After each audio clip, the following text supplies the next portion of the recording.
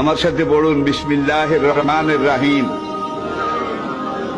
আস্তাগফিরুল্লাহ রব্বি মিন কুল্লি যামবিন ওয়া আতুবু ইলাইহি লা হাওলা ওয়ালা কুওয়াতা ইল্লা বিল্লাহিল আলিয়্যিল আযীম।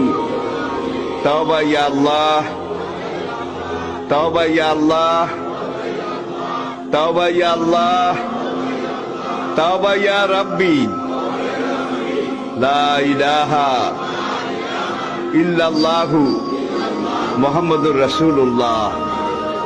আল্লাহর কসম, পিছনের জীবনে সব গুনাহ আল্লাহ মাফ করে দিয়েছে, এই তওবার কারণে সব মাফ করিয়া লাইছে।